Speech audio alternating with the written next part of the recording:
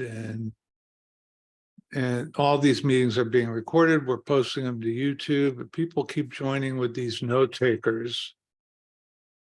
So we've got, instead of Brittany being here, the Fathom note takers here.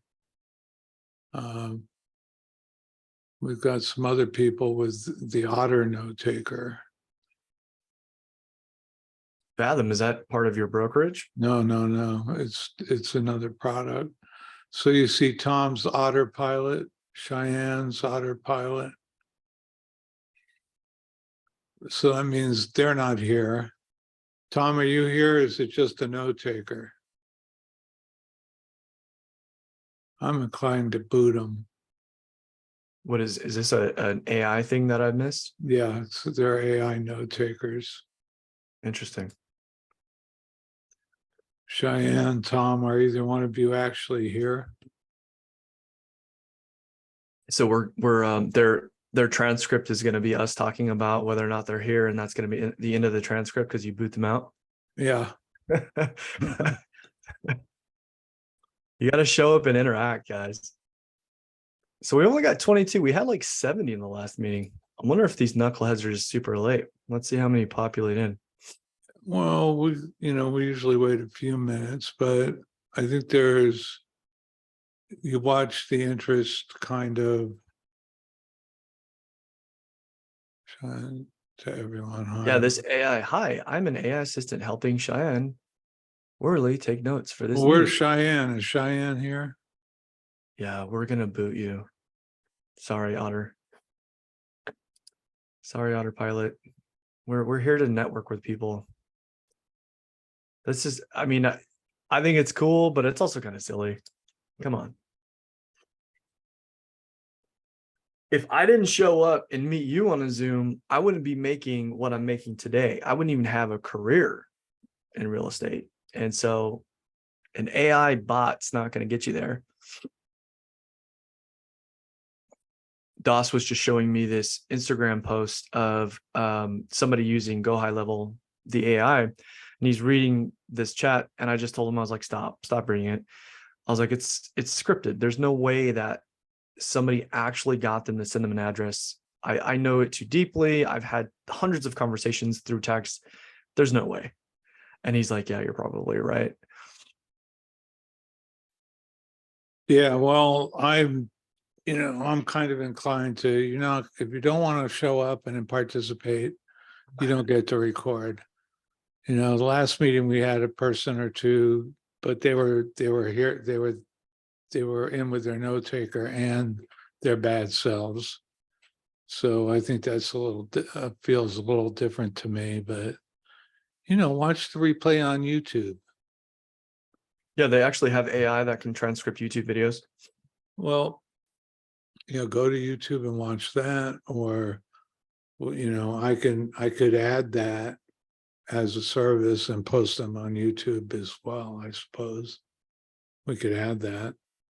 So, hey everyone, we plan to do comping today. We're going to focus on some fundamentals. I don't know why I'm suddenly getting hiccups here. Yeah, guys. So today, what we're going to do is we're going to go into comping. So I will say that I've spent hundreds of hours, literally, Gary, you've been in hundreds of my meetings where we're going through comping. You're going through comping with the team that I now have. And it's everything, guys. That's where everything starts off. I will say that, you should get to a point where you'll know a market, you look at a house, and you can almost do it unconsciously at a surface level. And we'll talk about that towards the end of comping in what I call shotgun MAO and what Gary calls as rapid disqualification. Okay, so and essentially, for those of you who don't know what comping is, it's taking comparables in a market so that you can properly associate a value to a property in its retail state. Okay, that's how I define it. And so what we're going to do is we're going to jump in and go over this. So what do you think, Gary? Do you think we should ask them if they've got some comp, if they've got something that they're working on? Oh, yeah, I definitely, if anybody's got a property that they need to comp, just happens to have one, please raise your hand. Patrick's gonna do most of the comping because he works with tools that you have access to. The tools I usually use to do comping are realtor only tools, like I belong to 3 different MLSs in California. And I'd much prefer to use those because I need to be able to use them well to begin with, although I will use PropStream out of areas. But Patrick also has Privy, and Patrick also can show you how to use Redfin as a good comping tool. Yeah, those are the 3 main ones that I use: Privy, PropStream, and Redfin. So let's jump into all of those real quick while I'm letting them think about if they've got a property to comp or not. Do we have anything in the chat? You have one. Louisa. Raise your hand if you have one, Louisa. Louisa says she's got one in the chat. She was here early. Sure, camera's on. This, I can feel like, you know what? I can tell this woman is going to make some serious money. She's showing up on time. She's got her camera on. She's smiling. All right. Thank you, Louisa. I appreciate you. Okay, so hi. Yeah. I want to pin her, so that's why I ask people to raise. No hands. need close up. What? Put your clothes on, Louisa. No, I said no need close up. I have clothes on. Blue as you. All right. Yeah. So I have this deal in Arcadia, California. It's I just put it onto the group, the chat. It's 3040 Mayflower Avenue. It's actually asking for 595, and for Arcadia area, I think it's actually really not bad at all. And funny thing is, actually they bought it recently and they're trying to sell it. Okay, cool. I went to see the place. It's actually very much deserted, like the trees or whatever, the grass is actually growing. And when I was looking at the numbers, the neighborhood is selling about, let's say, give and take, it was 880, whatever. I'll say, okay, if I can sell it 850, that would be great. So I did approach the seller, but then somehow the seller agent said there is something wrong with the structure. And then I remember, Patrick, you actually did one of your best deal. You said because of the structure issue, then you're actually able to undercut them. So well, renegotiate, but not undercut. But yes, you're correct. Yeah, so I just want to see, let's say, just like that, if I'm comping and all that, saying if I'm going to renovate it, because I haven't had the chance to go inside to see it. So I'm assuming, let's say, for 4 months rent, that I'm going to waste the time, and I mean, how again, holding period, you call that? So would that be a good deal? Okay, well, you're talking about underwriting, which is completely related to comping, but let's comp it first. Let's just talk about how to start there. So comping is an input to underwriting. Yeah. Okay. We just want to figure out what's the value of this. So it's like one of the most basic things you need to know. Okay. In order to be successful in this business. Okay. Foundational for everything. Mm. I will say that I am fighting the urge to disqualify this one though. Really? Yeah. Based on because you said like a hot word for me, and it was just recently purchased by an investor or just somebody. Oh, that I don't know. Yeah, so this looks like an investor to me. Mm-hmm. They bought it cash in 2022. So that's not to say that this isn't an opportunity, but generally I'm always keeping those points in the back of my mind because I'm very busy, right? Like I'm working a lot, got 50 opportunities right now that are off market in the pipeline, and I want to like really quickly get to the point. So that all being said, so you're saying what do you, well, let me just, okay, Gary, you're going to hate me. I'm going to go slightly off topic, but what do you think your maximum allowable offer is on this? 720.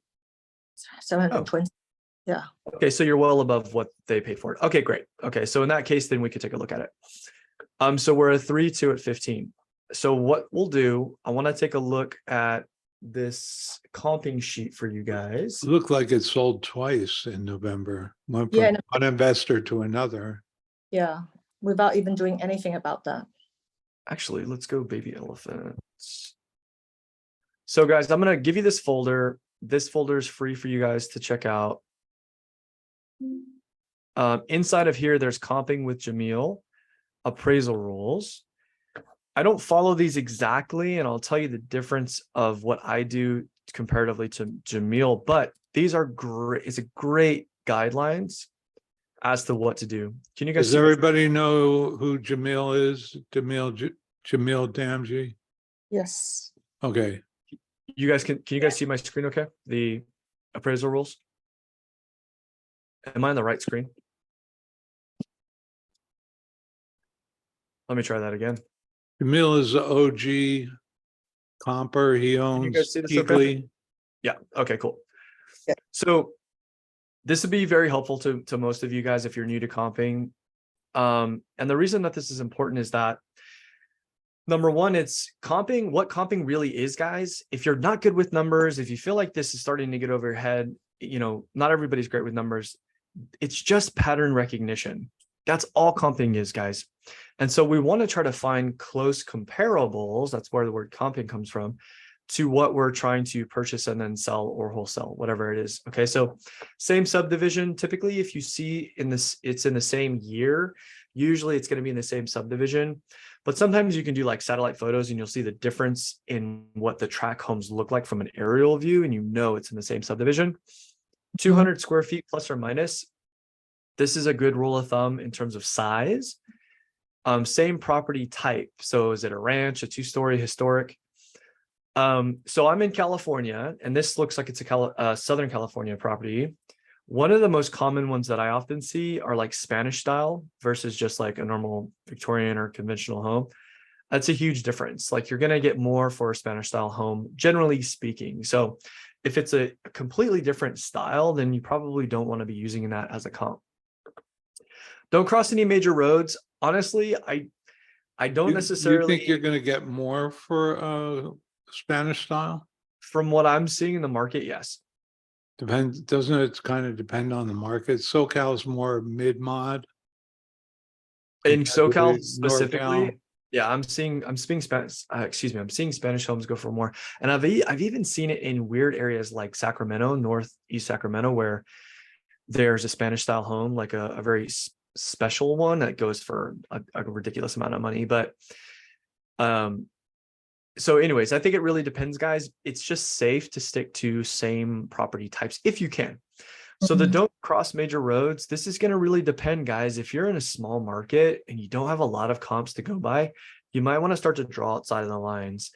So what I would do, let's just look at this one. I want to give you an example of what I mean by that. So let's go to comparables on a map.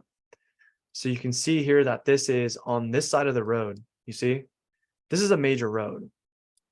But if I look at A here, I want to see that these two properties have relatively the same neighborhood, because at the end of the day, a homestead buyer is buying this, right? So I'm going to search this property's address and I'm going to go to the comp. Let's just say this is a comp, hypothetically. And I'm going to search both of these so I can get a street view. And I'm going to look at the street view and I'm going to take a virtual tour, and I'm going to put myself in the shoes of a homestead buyer. Okay, I'm just going to look around. And I'm grading this. I'm grading this, you know, A, B, C, D, F. What kind of neighborhood am I in? This is like maybe A minus, B plus, not horrible. And then I'm gonna look at the other one and I'm gonna look around and I'm asking myself, is this a similar neighborhood? Yes or no? And I'm gonna lean towards yes. I mean, it's a maybe or a yes for me. So I think this is a reasonable comp. So you see what I'm doing there, guys? If we're looking at this map, it is crossing a major road. But if I'm stretched for comps and I think this is the only one that I can find, I might use it if the neighborhoods look very, very similar. Okay. All right. Going back to this comping sheet. Construction within 5 years. I actually, honestly, typically I'll do plus or minus 10 years. This one is I think 10 years is fine. For me, also, if I'm comping something that is in like the 1900s, I might go all the way up to 1930. I don't know. What are your thoughts on that, Gary? I'm gonna go with whatever you say, my friend. I look at it like this: 50s and 60s are very similar, 70s and 80s are very similar, 90s and the 2000s. So I think you can stretch if you have to. Yeah. But you know, the style, the building style, what you're gonna, you know, 50s and 60s, 30s and 40s, 10s and 20s, very similar. When you get into 19th century stuff, the late 1800s, you're in a different ball game. You have, you know, primarily brick foundations. This is where we find structures that almost always have foundational issues. So Right. this is kind of the way I look at it. Right. And then this Okay. last one says it's better to time travel than leave subdivision. So I would say yes and no. It really just depends. Okay. And so with comping, there is an art and a science. The science is numbers, like just pattern recognition, like I said before.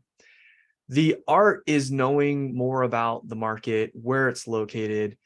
So if we're, you know, in LA, for example, that's a different market than Sacramento. What are the differences between those markets? And really being able to see the market shifts in that specific area. So let me show you what I mean by that. So taking a look at these comps, I'm scrolling down in this Redfin, you can see, or at least you should be able to see market data here. So this is showing us the median sale price of homes in this area and what they've done over time, right? So if we're using a comp in the last 3 months, that's 1, 2, 3, 1, 2, 3, you can see that the prices have actually gone up. So we know that if we're using a comp in September, the actual true value may be slightly higher. Does that make sense? So it's really, really important that you're looking at that, because when he says it's better to time travel than leave your subdivision, you might be time traveling to a time where prices were a lot higher. And you have to keep that into perspective when you're comping. Does that make sense, guys? By the way, Gary, I'm not keeping my eye on the chat. So if you want to help me out, if there's any like random Yeah, I questions. am. Okay, cool. Beautiful. All right. So next, adjustments. Okay, so this is where maybe you find a comp, but it's just a little different, right? The most common thing that you're going to see with differences are bedrooms and bath counts. So maybe you've got a 2, 3, and or you know, whatever, a 2, 2, and then a 2, 2.5, right? Or a 2, 3, or a 3, 2, and a 2, 1, right? Bedrooms and bath. You want to subtract pricing. In terms of a bedroom and bathroom, you can go anywhere from 10K to 25K. And it really depends. Why is that? Why is it 10K and why is it 25K? Well, it really depends on the market. Generally, what I say is that if it's in a more high demand area, the higher the price differences should be. Okay, so if you're in places like, you know, LA, for example, which is a high demand area, or the Peninsula and the Bay Area, that's a high demand area, you're going to see a lot larger discrepancy in prices when it comes to missing a bedroom or bathroom. This pool adjustment, I don't necessarily agree with. This is one of the hardest things to comp because it's respective to each market. Again, do more people want pools in the Sun Belt like Arizona and Texas comparatively to, you know, Oregon, Washington, New York? I don't know. It depends. You have to really look at what's sold and you have to figure that out for yourself. But what I would say is if you have a subject, if you're trying to comp a house that has a pool, I would most likely try to find another house that has a pool to figure out what it's actually worth. Okay. And in the sun, I think Patrick makes a really good point here. In the Sun Belt states, definitely in Southern California, wherever there's a heavy resort industry, especially, outdoor living space is very critical. I mean, it's something as simple as a tiny balcony on a condo in Los Angeles can affect the price by 10%. It has an outsized impact on the value. So there are some places where, and let's keep in mind that Jamil's rules are to cover the entire US. But seriously, just a balcony, a similar sized condo with or without a balcony can change the price by as much as 10% on a condo in Los Angeles or Santa Monica or places like that. Yep. Yeah. And again, guys, pattern recognition. So if you, the goal here is to try to find something as close as possible. Okay. So we have these other discrepancies as well. We have the garage and the carport, which are considerable differences. So, and then we have lot sizes here that say compare home within 2,500 square feet of a lot size. Yes and no. I mean, I do agree with this, but at the same time, one thing that when it comes to different lot sizes, once you start getting into like 5,000 square foot differences and above, then it's really tough to comp.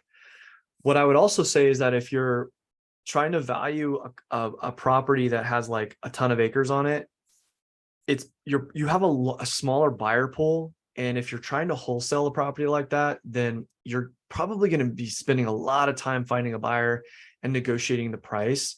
So in my opinion, if I have an agent or a seller who brings me a property and it's like, whatever, a 7.4 on 30 acres, I immediately will say, I'm not interested, just because I know it's going to be a lot of work for me. And I could close 2 deals while I'm trying to spin my wheels on something that's not a homogeneous type of property. Does that make sense, guys?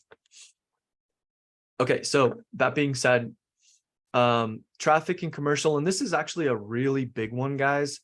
If you're dealing with properties that are in, more metropolitan areas like I am and my team, you're going to have houses that are siding commercial buildings, backing or fronting busy roads. And it's really important that you know that if it is on a busy road, it's not as desirable.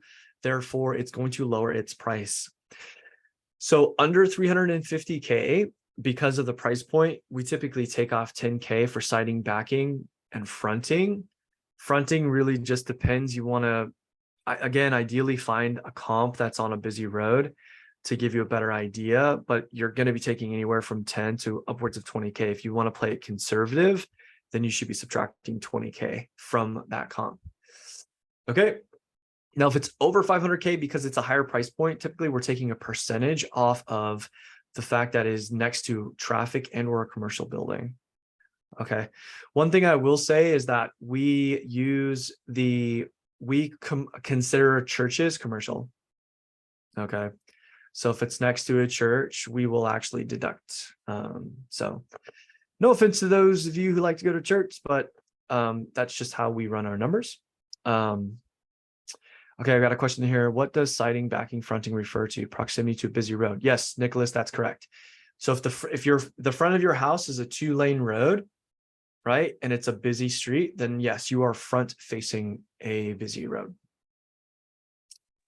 Yeah, if basement, your property backs up to an interstate, right, that's going to be worth less than one that's 5 blocks from the interstate. And guess what? You can still hear the interstate 5 blocks away. Yeah. Even if you have a sound barrier, that's a question that I've had before. What if there's a huge cinder block sound barrier? The answer is yes, you're still going to take up that price reduction. Basement, I guess, house only give about 50% of the value of square foot. Honestly, I don't really have a yes or no for that. I think this is another one of those that depends. California is big on ADUs and value adds. So I don't know. Do you have an opinion on that, Gary? Yeah, well, California really doesn't have basements. Yeah. And people understand that basements are there for heating the house. In houses with basements, the furnace is always in the basement, and there's a reason for that. It keeps that floor warm. You wouldn't want to be walking around the first floor on a slab in the middle of the winter. Just don't want to do it. So, and you also need to keep the pipes from freezing. Jermaine asks, does this apply to public transportation like trains? So Jermaine, open your thinking. This goes to everybody, by the way, not just Jermaine, but open your thinking, guys. When you're making these adjustments, I want you to put yourself in the shoes of the homestead buyer. You're standing there by yourself or with your family, you're holding your little kid's hand and you're asking yourself, do I want to move into this house? Am I going to subtract value from what I believe it's worth because it's next to a train station? So what do you think the answer is, Jermaine? Probably yes, right? Okay, let's take a look. So Ray's making a comment that the pics show that this property is next to commercial. Cool, let's take a look. Actually, let's identify the value first. Is there a spreadsheet? Should we even do that? For I was thinking underwriting, I guess we'll just comp it real quick. yeah, do comping. For whatever We'll do a session on underwriting. Okay, yeah, we'll split that up. For whatever reason, this isn't pulling up in Privy. I don't know why. So, but to be honest with you guys, Privy's not always great. If it says MLS data, I definitely will use it, but this says public record, so it's probably not fantastic. Let me see if I can go. Is this on market, Louisa? This looks off. Look, it's off market. It's off market, actually. It's an expire list. And yeah, it's right. There's a comment about right behind, there is because I did a satellite view, there is a car park there, like a big car park. So, but it doesn't, because I drove by there and it doesn't seem noisy. So, Well, this is SoCal, right? yeah, and Arcadia. So Privy does not have good coverage in SoCal. I mean, it has some, but Well, no, actually, so it depends, but it's getting better. So I would definitely check in on it, guys, and just take a look. But let's use Redfern. worse in NorCal, though. So we're here. So we're at okay. So 3-2 at 15. And basically the first thing that I like to do is take a look at the map. So it's near relatively close to a busy road. We'll take a look at that later. So really all I have is these, it appears that I've only got, I've got 4 or 5. This is also crossing water. Okay, so what I usually tell people when we're comping is start with the end in mind. So what does that mean? Well, if we're wholesaling this, who are we selling to? We're selling to a flipper. What are they going to do with it? They're going to renovate it, and it's probably going to be retail ready, depending upon the market. And this is a higher price point, so they're probably going to do a good job on this if they flip it, right? So what we're looking for then is something that has sold retail ready. All right, so I've seen 8, 1.4, 1 and 850. 1.1 and 1.1. So really the most homogeneous price that I'm seeing is around 1 million because there's 3 of them. All right, so now I'm looking at the dates and we want to be as close to this 3-month window of time as possible. The closer to today, the better, because that's where the market is currently at. So we have March, and June. But we know the market went up. So I'm going to take a look at these and I'm just going to flip through real fast. Again, we're at 3-2 at 15. So 3-2 at 15. You might want to click in just so people can see it better. And I'm looking at, is this retail ready? Certainly looks nicely taken care of. So it's clean but dated. A little bit. Oh, wow. That's groovy. Look at this. Groovy, baby. Yeah. Yeah, this is Transports me into a black and white 50s TV show. right. So we know that a nice property in a decent area that is clean but dated will go for about $1 million. Okay. This is why I work in California. And this one also,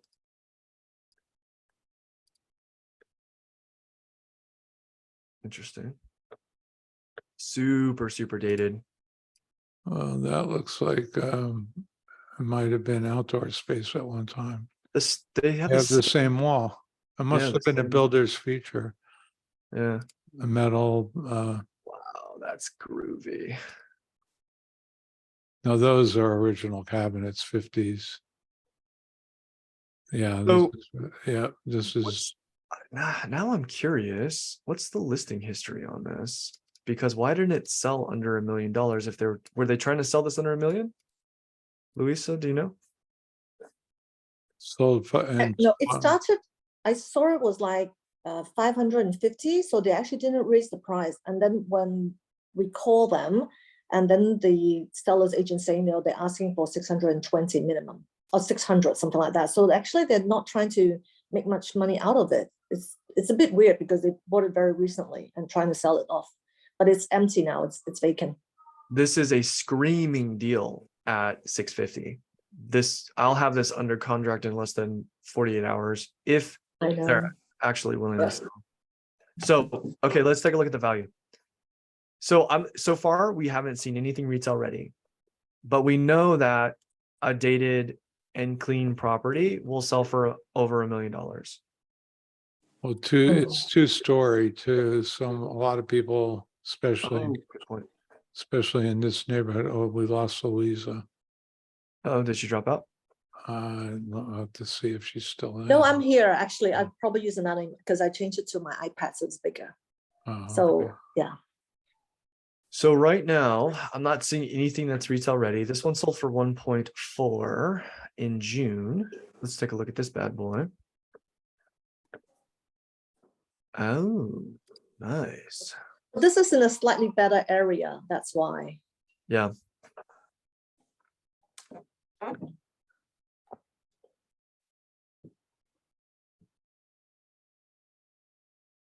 Super, super clean. It's been remodeled. Yep. And they chose to keep the fireplace as an element of mid-mod. It's very 50s, 60s. Yeah, this place is nice. Huge, beautiful backyard.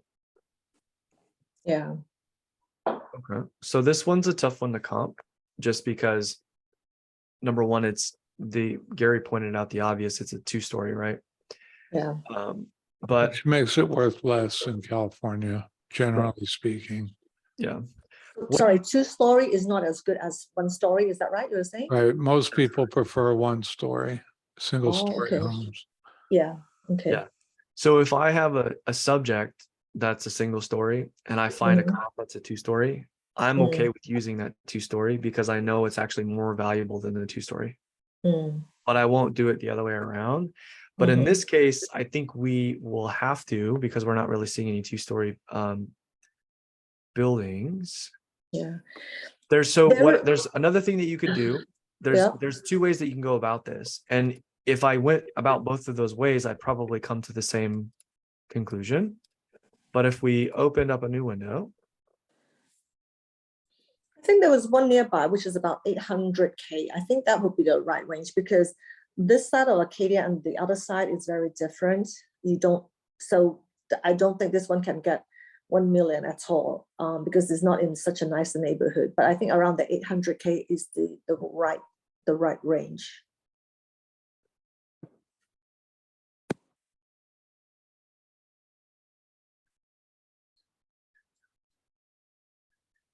so where are we located? I knew somebody was going to give us a hard comp, Gary. I'm just glad they didn't give us something in Oakland. Oakland is really tough to comp in. Okay, so we're right there. Mm.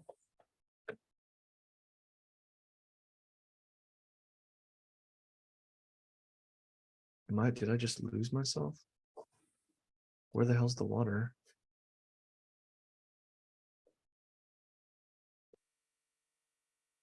That Live zip Oak. code looks like it was gerrymandered. Open Peck Drive. Live Oak Peck Drive.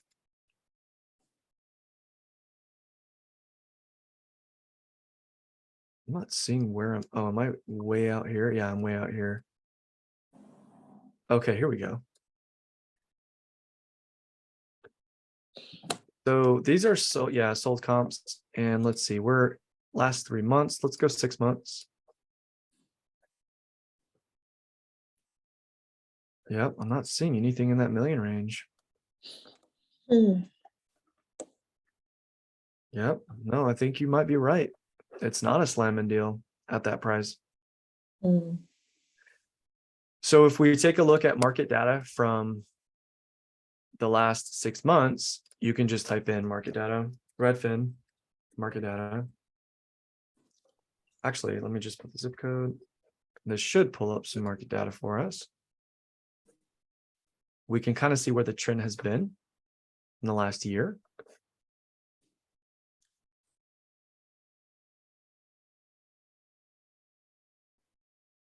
All right, so we have sold in October 22. Let's go the last 6 months just to be reasonable. So this So is our, Nicholas, you use whatever you can to get the job done. So for instance, if you want to look at pictures of stuff that you can't find in most sites, what's the site, Patrick? I'm sorry. Compass.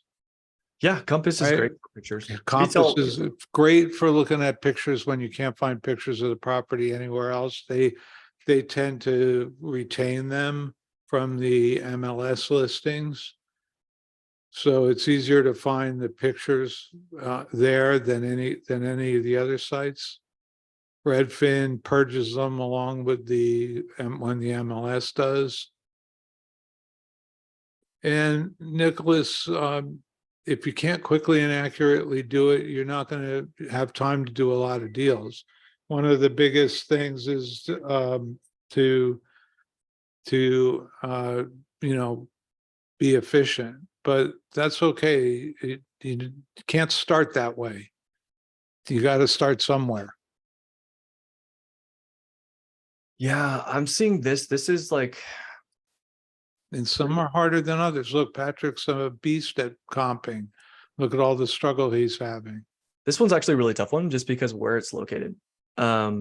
So yeah, this one,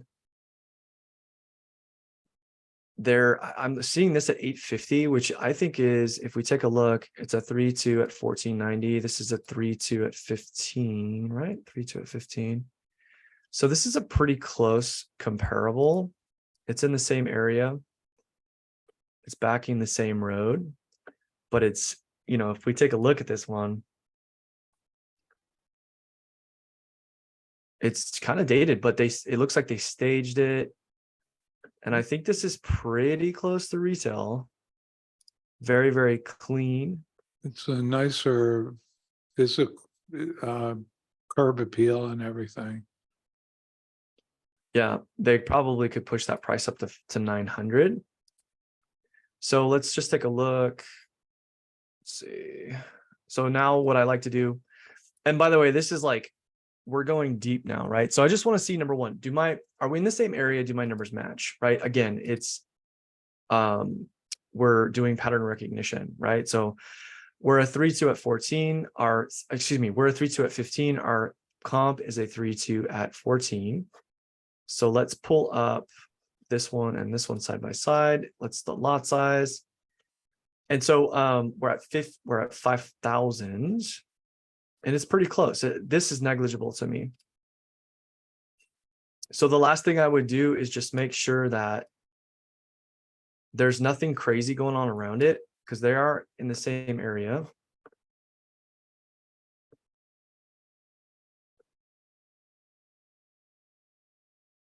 So yeah, we're here.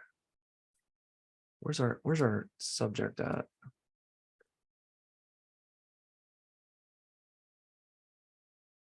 The format with, and I will say, just to add on to what you were talking about earlier with Nicholas, the format of this isn't great. I actually prefer, yeah, we're super, super close here. That's your closest comp. Wow, that's not bad. So, and sorry that I'm not talking through this as I'm doing it. Sometimes my brain just goes off on its little thinking path. If we take a look at public record inside of the prop stream, we came up with 4329 Lind Avenue. And if we take a look, 3429 Lind Avenue is the #1 comp. I guess I should have pulled this out before I did anything, huh? But yeah, this is the kind of format that I really appreciate, because you look at the year, look at the square footage. The first thing I'm looking at is year, because generally, again, with those tight years, you know that you're in the same subdivision. With the square footage, we want to be close, and then same bed and bath count, and then we know we're on the right path. So I think you could probably get around 900 for something in this area that is retail ready. Because this comp is not retail ready. You might get some pushback from buyers, but that's kind of what I would say. Do we know anything about the condition of the property? No, can't go in yet. The Okay, agent lost the keys. Lost the keys? Yeah, they have to refine it, yeah.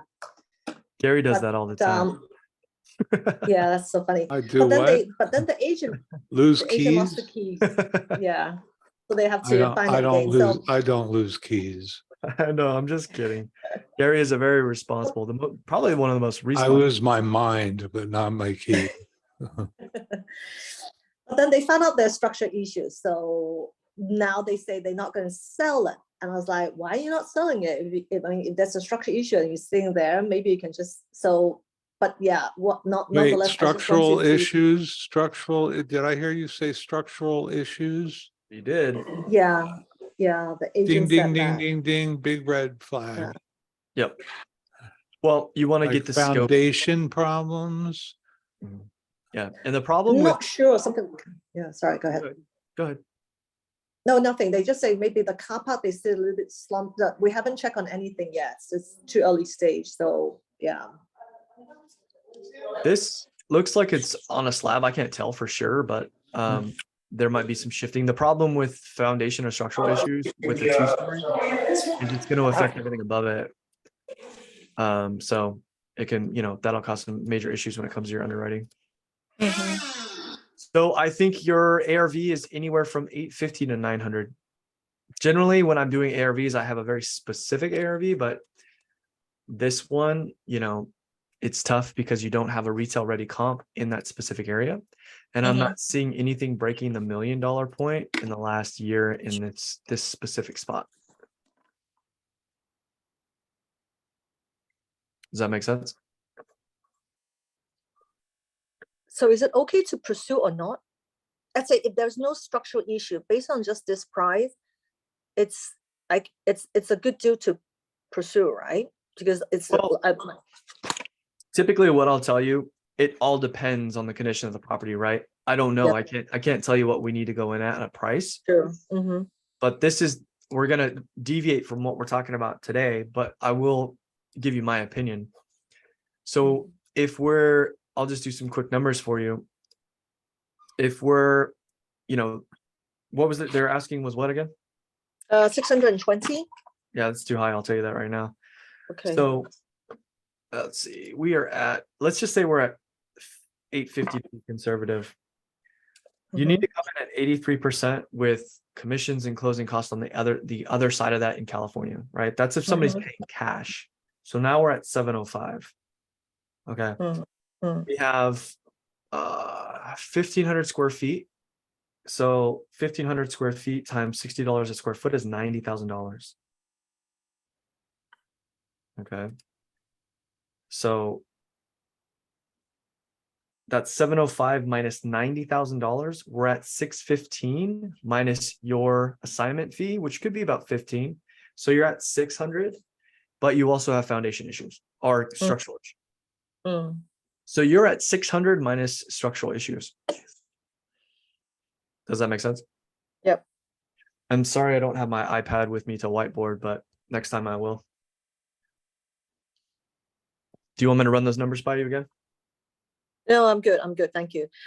Yeah, I think, let's say if there was no structural issue, that might be good. But yeah, now with structural issue, definitely 620 it's definitely a no-go. I think it should be even 550 or even lower, basically. Probably lower, yeah.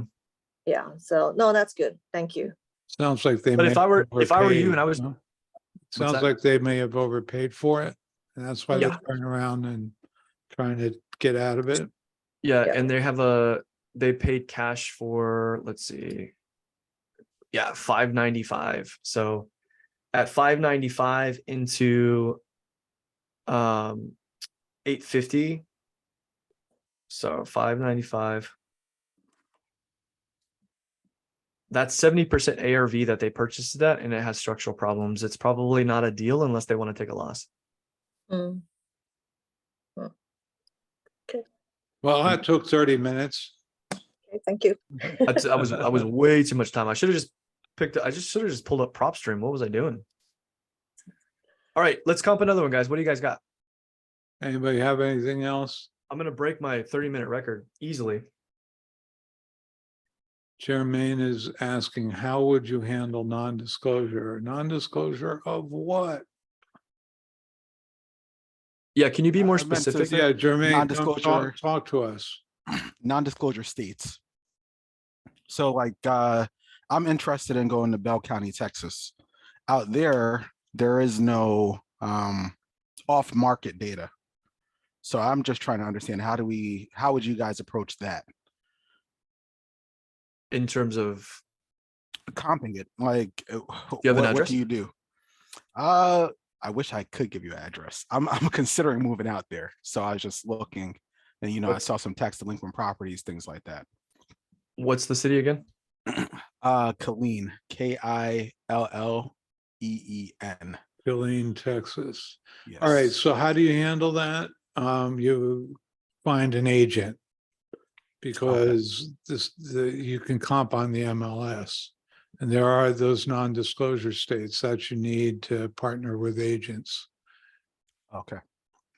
All right. I mean, I'm seeing 206 sold in the last year on Redfin. So let's take a look. Let's see what we can see in Killeen. Yeah, let's just take a look. I've never looked at this market. This is literally the first time I've ever. Let's see what's for sale. Let's clear this filter and let's see. Now, remember, Redfin is a brokerage. And I want fixers. And you know what I want? Oh, there's only 3. All right. So much different than California. Yeah, it's Okay, so visual audit. Definitely fixer. This is close to rent ready though, so this is a light flip. This looks like it has a interesting structure with a lot of land on it.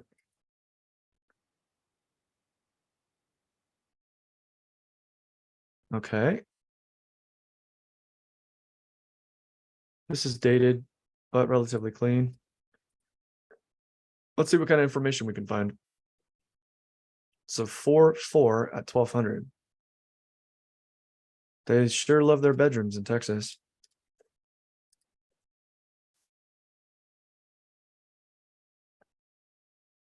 This will be interesting. I've never done this where we just go through and look at these comparable programs. So in the last 3 months on public record, 1, 2, 3, you've got 7 properties to comp. If I pull up Killeen, always remember to close your tabs, guys. Let's see, are there comps on Redfin? I've got unknown addresses, off market. Okay, so we've got 1, 2, 3, 1, 2, 3. These all sold in 22. So that's not a valid tool for me, but PropStream looks like it has comps from 23. We did not use Privy yet. Let's take a look.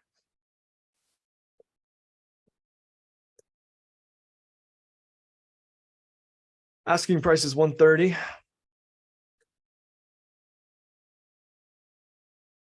Are you trying to buy and hold? Or are you trying to wholesale? What are you trying to do, buddy? And do a mix. Buy and hold for sure. It's a military town, so. Oops. That's a garage in California, 130,000, right? I can make an assignment fee. That's I could 130. get a garage here for that. Okay. Let's see. We got some comps inside of Privy. Yeah, so it doesn't look like you're gonna have any problems. Okay, so let's just comp this thing real quick, since nobody gave me an address. Is there any They address? can, by the way they get this data is they can infer it from the listing prices, and so they can use an algorithm to pretty much guesstimate what the close price was. I'm interested to see the difference between these two programs. All right, so these are all, let's see when they were sold. So 23. I've got, oh, looks like I've got more comps here than I do on PopStream. I don't know if our criteria is the same. Let's see.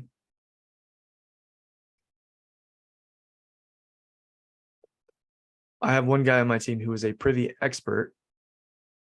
I usually just use PropStream and Redfin. Every now and again I'll use this though. But so here's what I'm doing really quickly. Again, it's pattern recognition, guys. So we're at 64, a 1964 build. I'm going to tap this once. I want to see that it sold recently, and I want to see that it's plus or minus 10 years. So I'm probably going to stop, somewhere around this area. So I'm looking from here up, and I'm looking at square footage. These two catch my eye. I'm seeing 180, 160. By the way, Patrick, all of a sudden we've got comps out the wazoo here. Oh, all of a sudden, huh? Got a few So- comp requests. Generally, what I'm going to do, and this is interesting that I'm not seeing any lot sizes on this. So let's go to PropStream real fast. Yeah, we see lot sizes in PropStream. So it looks like there's better public records inside of PropStream than there is inside of Privy. However, it also appears that I'm seeing more comps inside of Privy. So I do not know if their search criteria is different, but I'm actually going to use PropStream on this one. So it's a 4.2 at 12.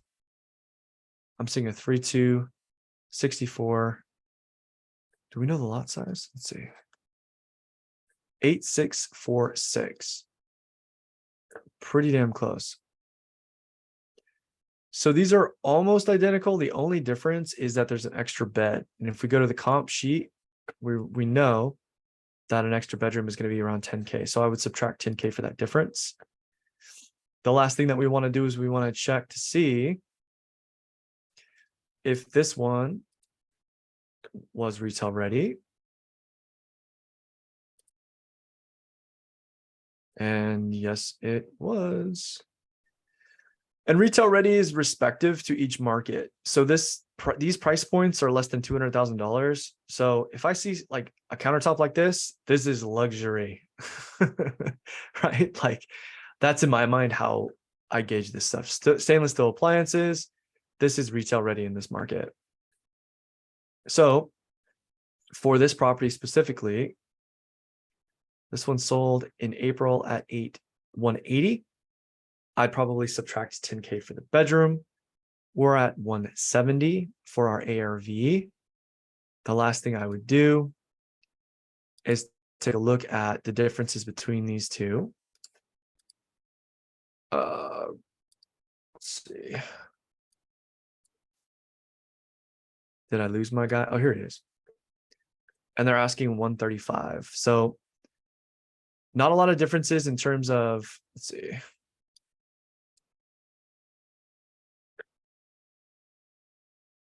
This is the red dot and 1, so they're very close together. I would say these are pretty much close to subdivisions. Not a huge difference here. Not really bordering any, commercial or busy streets or anything like that. So I think these are pretty solid comps. Let's see. This one has a garage.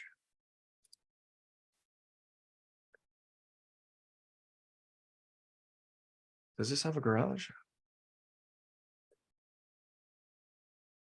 Maybe a small deduction if there's no garage. It looks like it might. Yeah, it does. So I think that's solid. I think your ARV on this one would be 170. And they're asking 135. So if we take that 135 and divide it by 170, we're at 79% ARV. So it's really, really high. So you have to know the construction cost numbers in this area, and also what your closing costs are, so you can actually calculate what your maximum allowable offer would be. Okay. Thank you very much, Patrick. That helped a lot, honestly. Yeah, no problem, man. I'm glad it didn't take me 30 minutes. Can we comp? Oh my God, this is so funny. We actually made a bid on this property. Which one are you doing Medina, now? Patty Medina, do you want to talk to me for a second? What's up? Good afternoon. Well, who's Hello. asking? Yes. Patty, me, Patty. sorry. I'm Hello. having like connection problems. You're getting My an computer's echo really there. slow. You're getting an echo there. Can you hear me? Yeah, we have an echo. Mm, Do you have two devices? No, Do you have a Not that I headset know. or? Do you have a headset or? You have no, earphones you can plug in? nothing. All right, we're gonna mute. No, you, nothing. Patty. I'm on a, Sorry, Patty. I can't stand the sound of my own voice.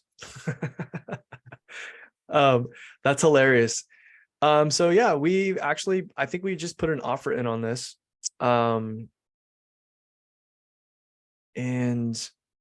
yeah, that our offer is actually in. So, but yeah, I can comp this real fast. This, I was just walking properties in this area. That is super, super funny.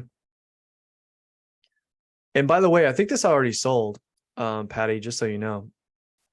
It's not, it didn't go under contract yet, but I know that they're countering 3 offers. So it's selling over ask. Anyways, let's take a look. That's when you know your market, right? When somebody gives you a comp that you've already made a bid on. Right. That's pretty funny. Okay, let's take a look at it. I already have the numbers inside of our database, but Why don't you show how you, if you don't mind showing them how you set it up in your CRM? Showing too much? yes. A little peek in the window there, like Okay. just like looking over the windowsill. You guys are getting an exclusive. Gary's twisting my arm. Actually, give me 1 second. See, I know Patrick's back end, and so getting a little peek into that could be pretty cool for you guys. Sorry, give me 1 second.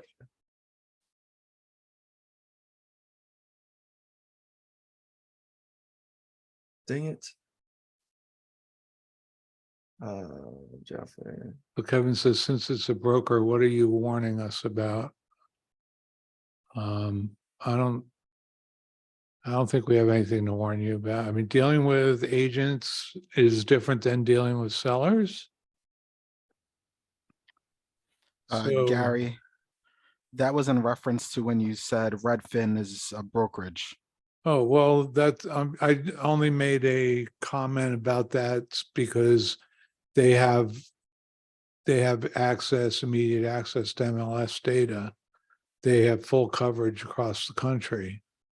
Just like Realtor.com, which is also a brokerage, just like Compass, like, you know, a lot of these larger franchise operations, they're in all 50 states. Okay, so go for it, Patrick, sorry. No, you actually bought me some time. Thank you. So this is the CRM we use. It's commonly known as REI Reply, Astro Blaster. it's a white labeled version of Go High Level. So anyways, this is how we communicate with our leads, and we are building out some other stuff that will help us track projects. So how deep do you want me to go here, Gary? I don't know, just show them in a card how you, So hey, yeah, look, AR, basically, just look at this down the bottom. ARP, what's the dispo value? yeah. So What- yeah. basically, when we have an opportunity, everyone who sources their opportunities will comp it, they'll underwrite it, and then they will put it into Discord. And Discord is where we do our internal communications. So we have a lot of channels in here. We have NorCal and SoCal channels, general direct agent, negotiations, and then quality assurance. Quality assurance is just basically running the numbers. We have my dispo manager who helps with comping. And it's basically just to have a second stamp of approval on the numbers before we go to an offer, right?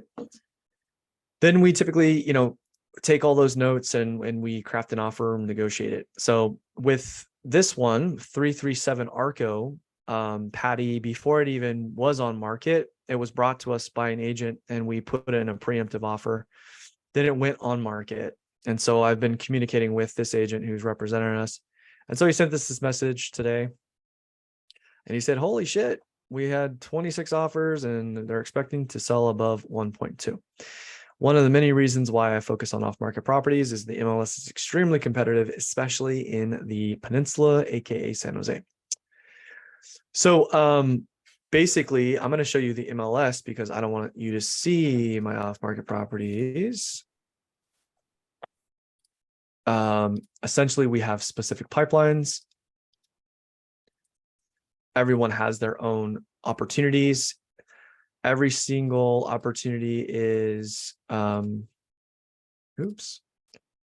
basically the address and the agent's name, and then we have communication that happens on every single property between the agents and us. So we have creative, on-market, and off-market opportunities. So basically that's it. We get a lead, we vet it, whether or not it's an actual deal. And so like Louisa, for you, seeing that the mortgage and transaction history, they paid cash for it, and just quickly doing a quick comp and realizing that your maximal allowable offer would be underneath what they purchased for cash, that to you means, okay, I should probably move on to something else. So we have a pre-qualifying process, then we comp it, and then we do quality assurance where we check in with the dispo manager all the time, all the while it's living in the CRM in our pipeline. So show the numbers for that property. Arco? Yeah,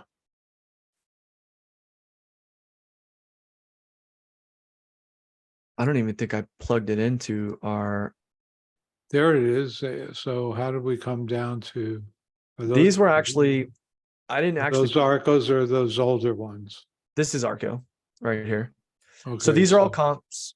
These are all comps that sold 1.4, 1.3, 1.5, 1.5. And then this is the ARV is 1.5.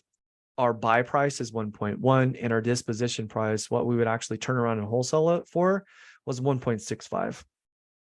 So our target assignment on this was $65,000. Cool.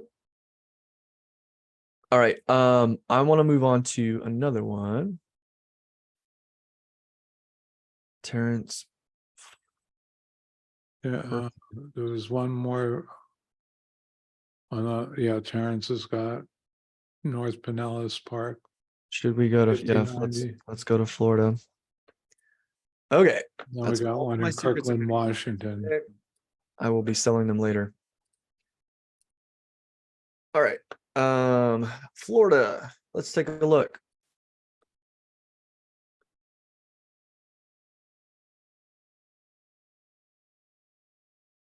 You want to join us? Okay, and then I'm gonna also plug this into Redfin. Okay, we'll see. Huxley, are you going to join us? Yes, I'm here. What's up, dude? Not much. I'm doing Dude, I'm amazing. How are you? wonderful. Love it. Is this, oh wait, we're in the same area. Are you in a really comfy couch or is that a bed, Luxley? Luxley, I didn't hear that. is that a really comfy couch you're in there? Yes, it is. You can just tell by the way it's got the cover on it. That looks like just the way you're in laying there, that looks super comfortable. Very. All right. Yeah, So, that's the property. okay. This is off market. I met with the seller on Sunday. It's a foreclosed. I think they're being foreclosed on. The parents passed away and left it to the daughter. There was a small mortgage on it. I think it's 51,000, and that's what the bank is foreclosing. The house needs some work. They can't afford to do anything with it, so they're trying to sell it. Cool. They're And they're asking 260. I know that is way out the line because the house, it needs pretty much everything. It's livable because they're living there, but to move that, you'd have to do quite a bit to it. okay. All right. So let's comp it. I'll start here with comparables and nearby. And I'm just going to go 3 months. Luckily, there's a lot of comps. That's great Yes. news. So 1, 2, 3. All right. I'm not seeing Bed and Bath for whatever reason. Not on there It's a either. 4-2. It's 4-2. It's a 4-2. Okay. And do you know, is that legal? Is it permitted or did? It's all under one roof, so I think it's legal. There's nothing added. You definitely want to know that just going into it.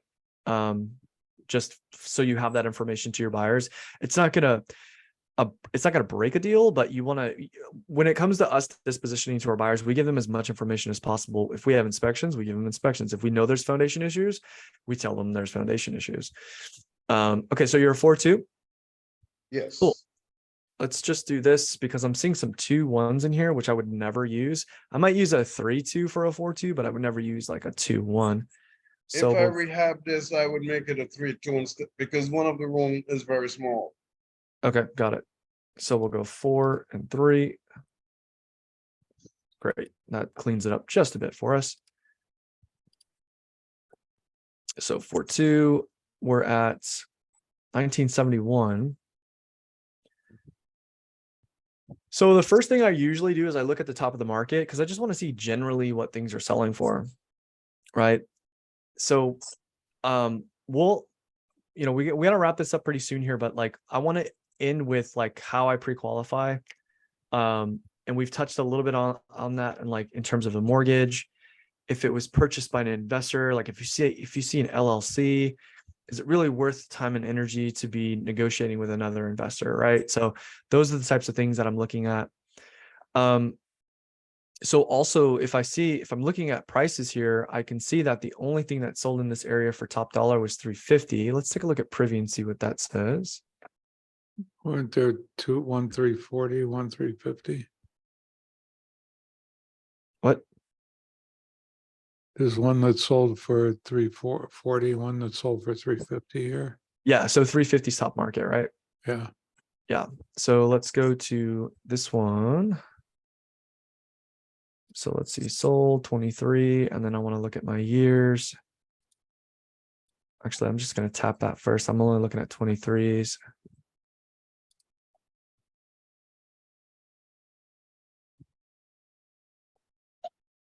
And so I'm just looking at top market again. And again, I'm only seeing like 365 here. So when I'm pre-qualifying things, you said their asking price was what? 260, she said. 260?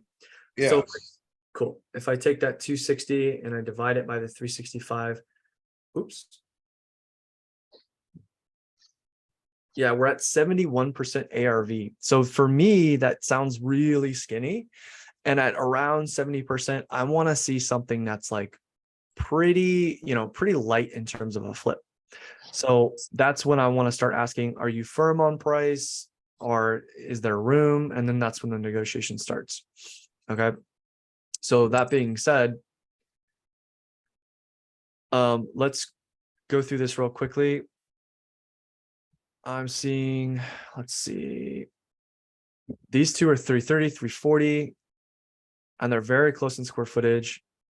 This one is also a candidate, smaller lot, but actually it's not. It's a 1958 build. So these two are close, 343. Let's see, these are also close. And my eye is always drawn to the top numbers because I want to see what sold the most, because that's usually going to be the retail ready homes. And I want it to be close. So this one is 365, it's 1190. This one is 12. So I'm going to take this 1190 one and take a look.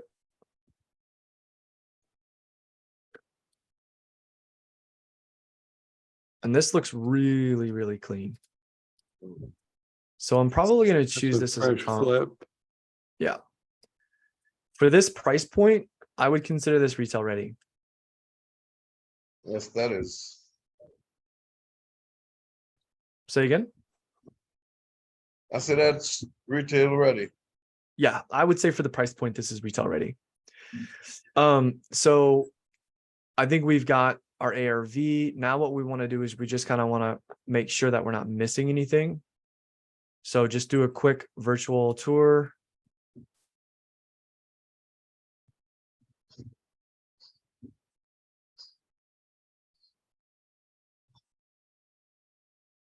I'm going to search both of these addresses. Again, we're just looking at, actually, let's go on the map. Is this one even on the map? Let's see. 9101. Nope, it's not here. That's weird. So this neighborhood looks like, I'd say for this market, probably like an A neighborhood, really, A minus. Looks like the same type of neighborhood.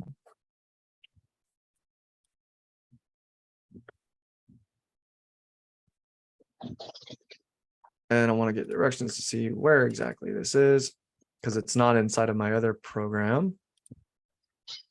Very, very close. So it's across this, is this a railroad? Yeah, it's across a railroad, but you know what? I don't think it's going to matter. And neither of these are facing or side facing any commercial or busy roads. So No, I think your ARV is 365. 365. Yep. They currently have, their ask is currently at 71% ARV, which is, without me even underwriting it, I can tell you right now, it's probably not a deal. I'm going to underwrite this really quick. That's not what this meeting's about, but I'm going to do it anyways. No, I won't pay them 360. So for that. you really got to be closer to 200. Yeah. What would, do you know closing costs and agent fees inside of Florida? Well, it's soft market, so we don't have agent fees here, Oh, it's direct to seller. right? Yes, there's no agent. Well, you're going to be selling it with agents, so those fees will be associated. Well, what, so it's about 7% combined. Okay. And what a flipper wants to make, what, probably like 7 to 10% on this? Yes, Okay, so probably 10% because it's only 36K. So we're at 17%, right?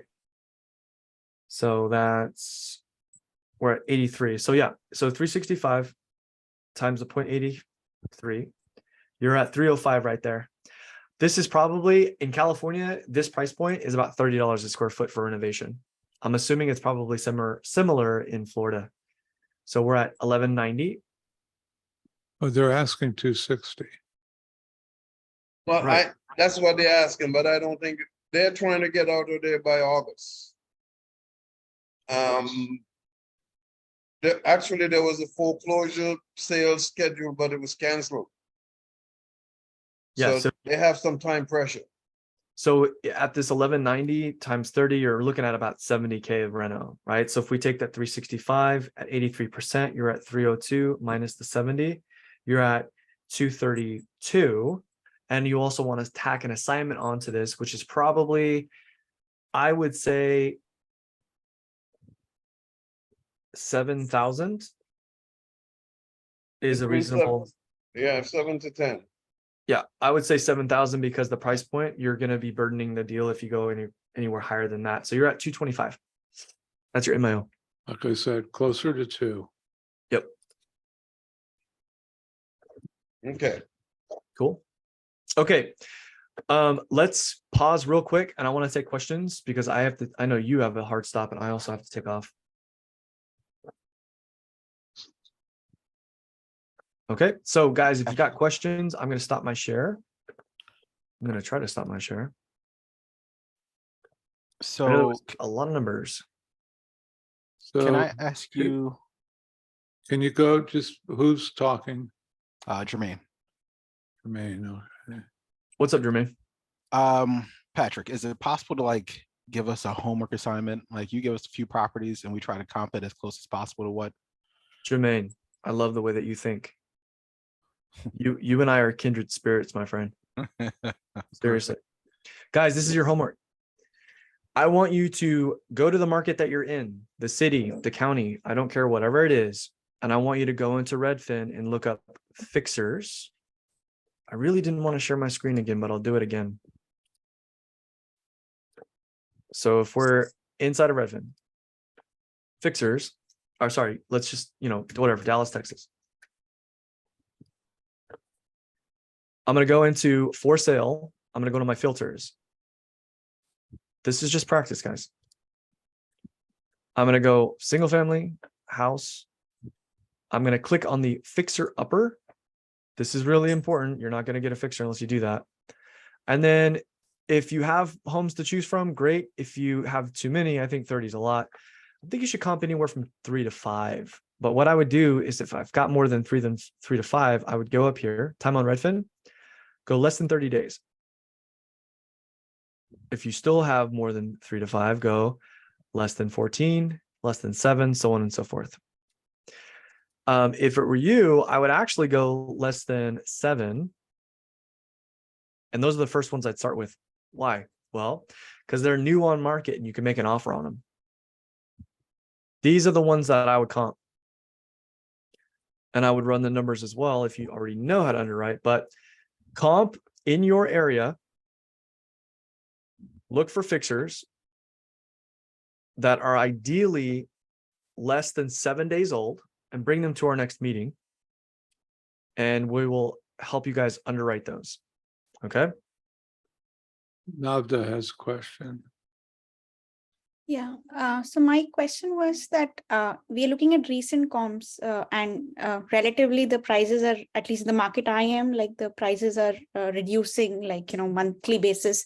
So is it a good idea to look at the recent comps? Like if you're looking for buy and hold or something else, because, it might happen that maybe right now it's the best deal, but over 1 or 2 years, the prices will fall more. So you're asking, should I take a market correction if the market's going down? Yeah, like, I mean, right now, yes, like it could be, a good deal given all the houses are, selling at such high prices, but then given the market correction, would it impact like, maybe 1 year, 2 year, nobody knows, but yeah. Well, 1 to 2 years, nobody wants to get in and out of a deal 1 to 2 years. Most flippers want high liquidity, right? So they want to see that houses are trading anywhere from 2 to 6 months. But that's, if you are going to take a market correction, that's what you're going to do. You're going to take a correction of anywhere from 2 to 6 months, but you also have to know where those prices are going to go. Nobody really knows, right? But I know that pace can sometimes take like a 10% to 15% market correction based on where the market's going, if it's going down. And markets are very local, like people pointed out. Florida's hot right now. So different. You're muted, Navda. Yeah, sorry, I was Right. just, Uh, talking to my. Right, so, right now, what I'm seeing trending in California is market values are going back up again. Because there's Yep. not enough inventory, people are bidding up prices, so look at your local market, see if you can spot trends. Sure. Yeah, I mean, right now it is, but I don't know if it's just just a short-term reaction or is it going to stay, right? So, yeah. Well, if you take a discount, you might not get the property. Yeah, got it. Yeah. Nicholas. Yeah. So what I would do is like I did earlier, go into the Redfin market data and take a look at where things are going. And then from there, you're going to adjust. But are you buying for yourself or are you buying to wholesale? I was buying for myself, like buy and hold kind of thing. So, Well, if you're buying and hold, it doesn't really, I mean, it's not going to matter that much. yeah, I mean, not, yeah. Are you, unless you're trying to refinance, which I wouldn't do anyways because the rates suck. Yeah, no, I mean, if I would just try to get a seller finance, but yeah, not refinance. I think the number one thing, if you're going to do buy and hold in terms of what you should be looking at to assess whether or not it's a good deal, is cash flow. Okay. And that's just my opinion. Yeah, you know? well, as Pace says, equity will come and go, but the cash will always flow. So Right. when you're doing buy and hold, you're looking for cash flow and you're not worried about equity until you get Yeah. down the road a piece. Can I ask one more like newbie question? So Nope, you only because get I one. You know, got to like, go. I'm just kidding. Go ahead. Pace, like Pace, and I know many of you stay in a sub 2, right? Like yourself as well, like creative way. So if I was say buying it for myself, in that case, how do I evaluate cash flow, right? Would I just look at the rental numbers and see that? I mean, okay, for sure, now I'm living in it, but if I had to rent it out, how do I evaluate it's a good deal or not, basically? But I'm using it for myself, for example. You got to underwrite it. And let's do underwriting next week, Patrick. Sure. So we'll show you how you look at cash flow for buy and hold. We'll show you how Yeah. you look at quantify all the entry fees for the deal, and also show you how you look at it from how a flipper looks at it. So I'll give you another because your question is relative, right? And so what I mean by that is it depends on who is purchasing it. And so you need to know your own risk tolerance. For me right now, if I purchase a property and break even, I'm happy. Why? Because I need tax depreciation more than I need cash flow. Right. So I'm willing to break even in my first year and not even bat an eye because I literally don't want to pay Uncle Sam. Now, if I'm, a little bit more specific in cash flow, then yeah, like if I'm an investor that has a specific cash on cash return, then you need to be able to underwrite that, which is basically, your net operating expenses. Like how much money are you actually taking in after you're paying all of your expenses overall? You also have to know how to reassess your taxes in terms of the new purchase and how the taxes work in the specific state that you're working in. All the closing costs associated to it. And basically, when it comes to buy and hold, most investors are looking at how much cash do I put in and when am I getting it back? And that's another way to say cash on cash return. That makes sense? Got it. And what if I stay in that property myself, like use it for myself? Again, using the creative techniques, but stay. well, when you think about mortgages, you think about, well, do I make 3 times my PITI? Right. So it'd be no different than taking on a mortgage. But I'll tell you this right now, if you can get a sub 205%, take it. Okay. Generally speaking. We'll talk about budgeting for repairs next week too. When we do underwriting, we'll spend more time in the numbers. I know we went really fast, but eventually we got to get you to the point where you can do those calcs really quickly in your brains. So one last question from Nicholas. Did we satisfy you, Nanda? Okay, Yes, great. you did. Thank you. Yeah. Nicholas, go for it. Yeah, Turn thanks, your Gary. camera on if your makeup's not a problem, Oh, We'd like to see you. Yeah, looks good. Hey, what's up, so man? I think my question was probably more related to underwriting, which you'll cover. But yeah, I was wondering how you can so quickly say that's a deal or no deal. The square footage, rehab costs, etc. How do I know how to do that?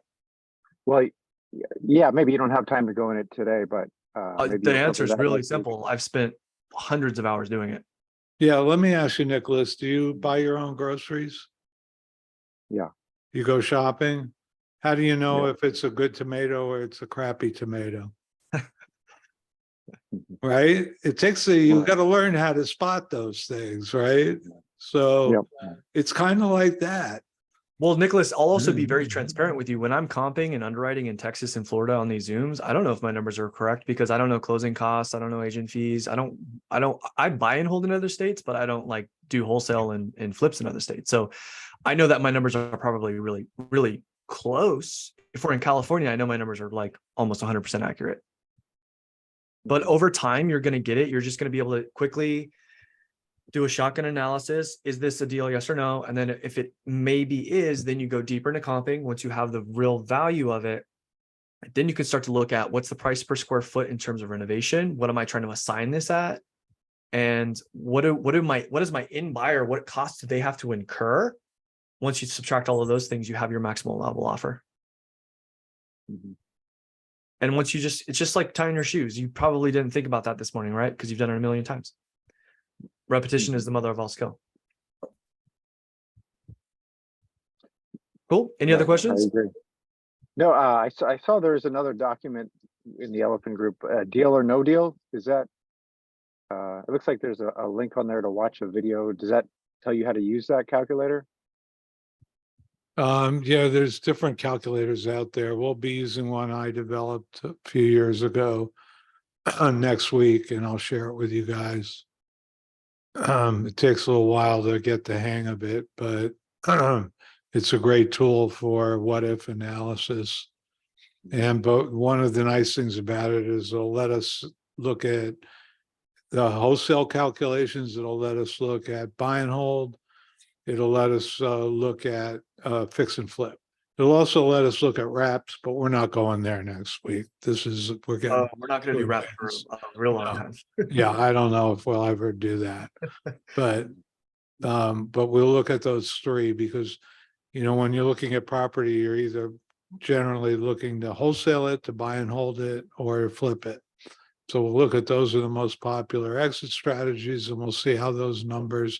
And once you start running them and you do them over and over and over again, you can just look at a deal and say, yeah, yuck, forget it, or yeah, that looks like it has some possibilities. Let's see what we can do with that. Truly, that's what happens. Practice, practice, practice. All right, everybody. We did an hour and a half today. Most of you, I think we were about 45 people here. We're down to 34, but I think we lose people on the East Coast as we get past 7 Yep. East Hold on. Coast. Sorry to interrupt you. Hold on one second, because I'm getting like personal messages. Guys, real fast. I rarely see these, okay, the personal messages, but just ask them in an open forum, guys, so that we can get to them and so that I can just openly answer them. So I got a JV question. Yeah, you can. It just depends on what capacity. Repeat the question if you're going to answer it. So if we can't see Can it. I JV with you? That means joint venture for those of you who don't know that. It depends. Like really everything's negotiable. I'm working with some serious high, some players that have like a lot of money and they have a lot of experience. So that's who I'm JVing with now. But again, the purpose of these Zooms, guys, yes, maybe we can JV in the future. If it's a deal that you have where there's a seller or an agent that's motivated, bring it to us so we can help you close it. Oh, you know what? Do you want to pull up the compensation sheet? The who? The the compensation or the baby elephant compensation sheet. Do I have that handy? I don't have, I would have wanted. Well, to look have for it both. while I'm speaking. All We'll right. kill two birds with one Give stone. me a second and I'll go. Nicholas, the answer is yes. The purpose of these meetings, I have two purposes here. Number one is to give back. Without joining Pace's mentorship, I wouldn't be living the crazy life that I'm living. It's like a rocket. We're going to be helping you guys get into the mentorship, and we want to help give back by giving you guys more information to get you from the start to the close of a transaction or your next deal. And the secondary motivation for us is to make money. I'm here to make money because if I can help put my energy into you guys, I know that you will reciprocate it and bring me deals, or maybe we will actually joint venture truly joint venture later on. But starting now, how you guys can work with us is if you have a motivated seller or agent, bring this to the deal so we can help you close it. If you have a contract, good for you. Bring it to us and we can help you find a buyer. It's called disposition. If it's California and it's a good deal, I'll have it under contract in less than 48 hours. If it's not in California, I can still help you with it. And I'll be very honest, if I don't think it's a deal, I'll let you know, or I'll point you in the right direction. Okay. So that's how you can joint venture with us. When it comes to doing like flips and actually buying property with us, that's a whole nother conversation. All right. Okay. Oh, he's going to pull it up. I'm going to look at the chat, see if there's anything in there that I need to answer. Here it is. So every deal is based on an assignment fee of 10,000. So this is what all of the leaders have agreed to do for everybody. The idea is this is just a little on-ramp for you guys. What we want to do is get you off on your own journeys, or hopefully you'll find a team to work with, or work with someone like Patrick. There's a lot of action going on right now.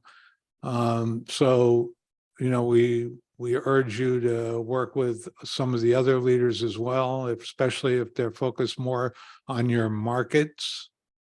So if you just bring a lead, and that's all you do is bring the lead, and it's closed by another team, you get $500, which is kind of a bird dog fee, a lead fee.